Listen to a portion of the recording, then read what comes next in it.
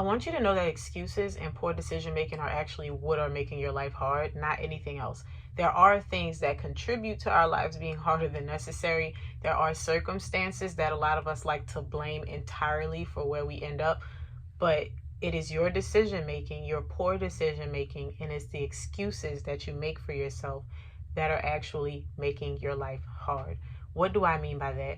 Because in no way am I saying or implying that everybody is born with the same opportunity. That's just how life works. And the sooner that you can get yourself away from having that conversation, away from deflecting about things that everybody already knows, the easier your life will get. Well, not the easier your life will get, but the easier it will be for you to navigate through life and hold yourself accountable. So for instance, there's a guy who was born into a well-off family or a family that's doing okay, and there's a guy who's born into a family that is living in poverty, okay? Those life circumstances cannot be controlled. But what we can say is if you are born into this state of poverty and you're like, you know what, I want to do something different, you have to understand that you're not living somebody else's life. You're living the life that you live. And so what that person is going to be able to do, maybe they can afford to do the latte every day. Maybe they can afford to do certain things that you can't. They can afford to splurge on lunch. They can afford to not have an active budget where they keep track of their expenses. Is it fair? No. Does it matter? No, because you still can't do it. Whether or not it's fair or not does not matter, right? And so something that I find, and I'm using an example of a man, but this is men and women do this. Anytime you have a conversation about something, when I get on here and I talk about marriage from the perspective of a wife and how you can do all these things, how you can improve, it's always met with a yeah, but, and I want to challenge you. I hope that the yeah, but people are watching this, because if you're a yeah, but person, you're going to yeah, but yourself into a decade or two before you see my life is exactly the same. And that's great if you actually like your life. But if you don't like your life now and you keep with this yeah, but, you're going to be punching yourself in 20 years when you're still living in the same cycle because you refuse to hold yourself accountable. So here's the thing. Knowing what we know about the two examples, I'm not going to talk about the guy that's well-off, because typically sometimes those people do use other people's privileges. Like, no matter how well you're doing, there's always someone doing better than you. And if you're silly, if you're foolish, you will focus on who has what you don't have versus what you have right now, right? So you can be a housewife that's well taken care of, but you don't have the luxury of being able to go get your hair and your nails done. You don't have the luxury of going on girls' trips. You don't have the luxury of whatever you want to make up. And then you know another housewife who is not only a housewife, but she's a kept wife, right? So she has everything that you have, but then her husband can afford to do all of these other things for her. And so you can be like, oh, what was me, my life, right? But then somewhere there's a woman who's doing worse than you are. And I'm not trying to make this a comparison thing, because it's not about what other people are doing. But what I am saying is I'm not going to focus on the example of the man that was born into a good family. I'm going to use the example of the man who was born into poverty. So you have to have this understanding of, this is my life. This is what I was born into. There are things that I cannot control. Things that I cannot control being the price of food anywhere that I go to buy food, right? The amount of nutrients that are in the food. I can't control what manufacturers put in their food. I can't control how much it costs me to buy a car. I can't control how much it costs me to commute on the train, on the bus, whatever. There are things that you can't control.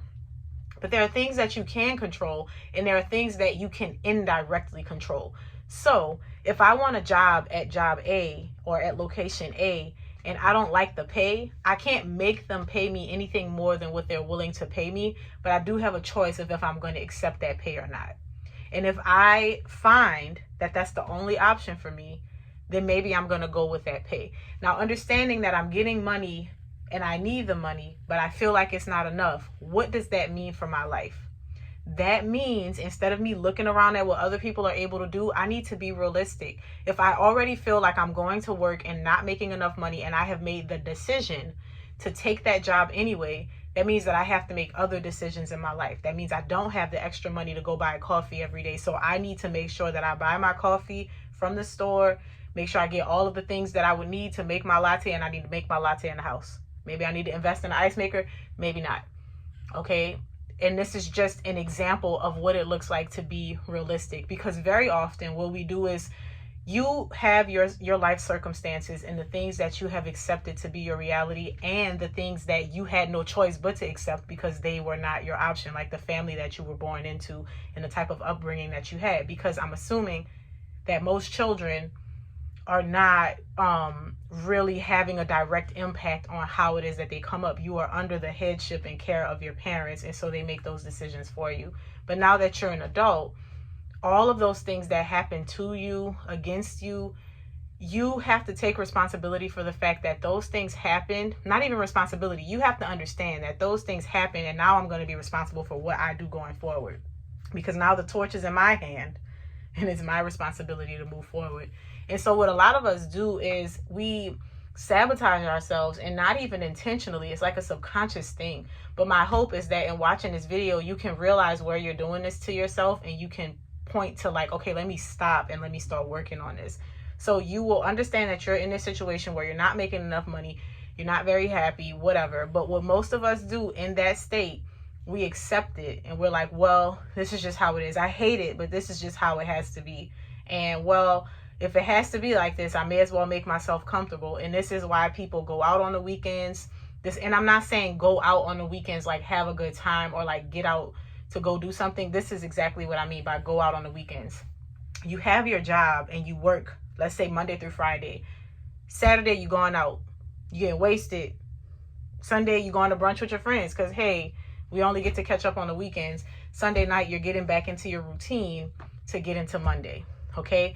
And this is not a take advantage of all your time type video, but I want to ask you, what is it that you're really accomplishing spending $100, $200, maybe even $300 every weekend to entertain yourself, or to take yourself out of the current reality that you're in because you hate what Monday to Friday looks like?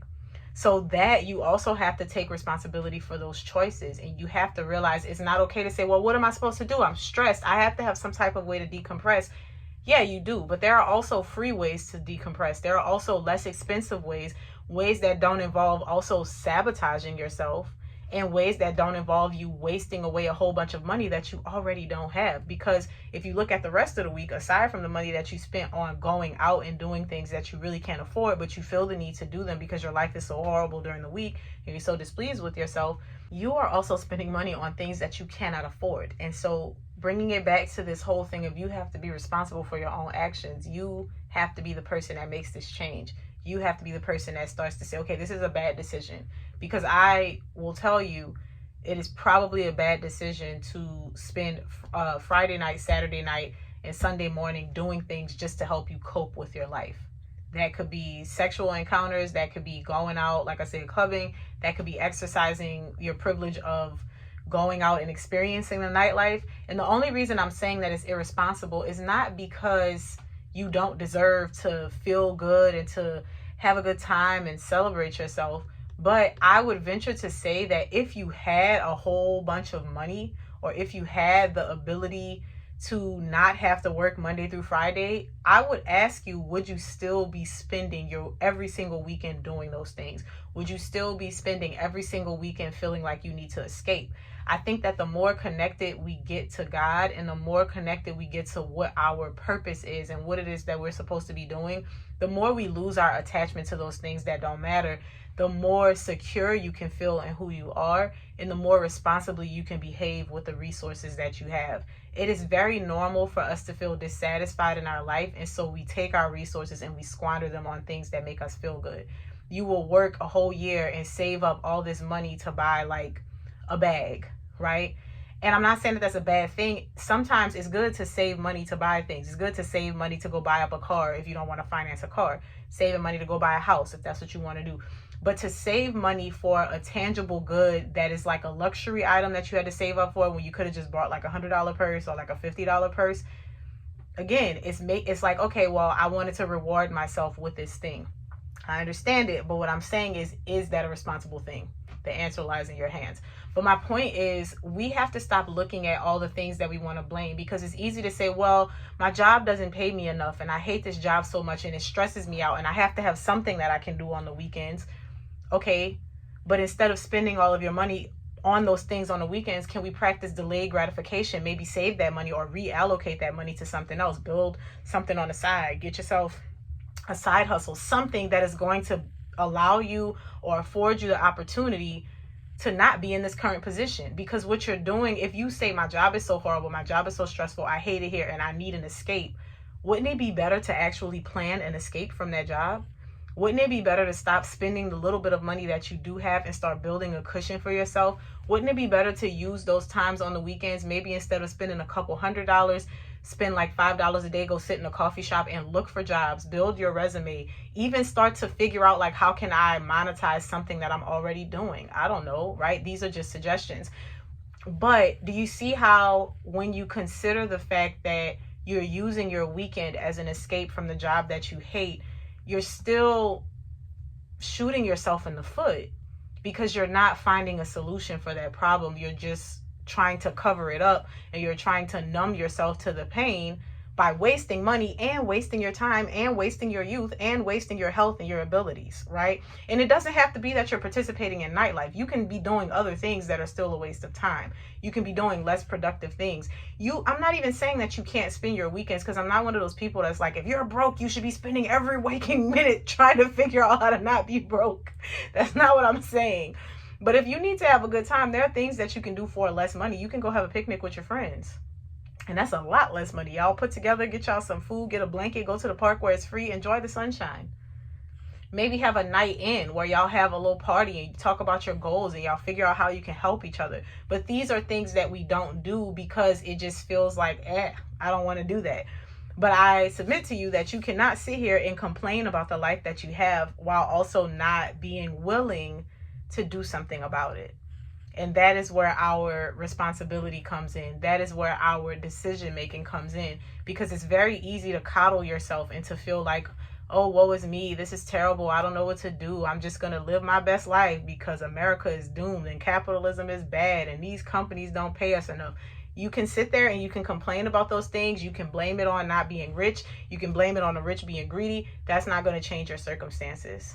And so what I'm calling you to do is to realize that ultimately you're in a situation because you're in that situation. It can be life circumstances, but if you're an adult, the situation that you're in right now as an adult, especially a seasoned adult, you've been an adult for more than 5 to 10 years, it has less to do with what has happened to you and it has more to do with what you're continuing to do to yourself. So it is time, and this is not a pick yourself up by the bootstraps, because again, don't think like that. Think responsibility. Anything that comes into your head that justifies you staying the same, recognize that as an excuse. Anything that you thought to yourself while watching this video like, yeah, but that is an excuse. That is you validating your will to stay the same. That is you validating your poor decisions to continue to do things that are not serving you, right? And only a foolish person does the same thing over. Well, actually, that's an insane person doing the same thing over and over, expecting a different result. But only a foolish person hears something that they know is what they need to do, and then they ignore it. So don't be a foolish person. Take full advantage of the fact that you are in control of your life, as far as not in a godly way, not in being the head of your own life, not in a manifesting way, but you're in control of every decision that you make. You are in control of the way that your life plays out in the things that you actually can dictate. There are things that are beyond your control. We don't whine about those things. Those are life circumstances. Everybody has to deal with them. But there are things that you are doing to yourself, whether deliberately or unintentionally, consciously, subconsciously, you're doing them. And the sooner you can recognize it, and not only recognize it, take responsibility, take accountability for it, and shift the direction that you're going in. This isn't my typical video, but I did feel the need to express this with Wifey School and talking about some of the things that I talk about. A lot of times there's a lot of pushback and negativity and, very self-sabotaging behavior that happens. And I think that it's time that we pull those things to the front and we just yank the Band-Aid off and start having these conversations. So I hope that this was helpful for you, and I will see you in the next video.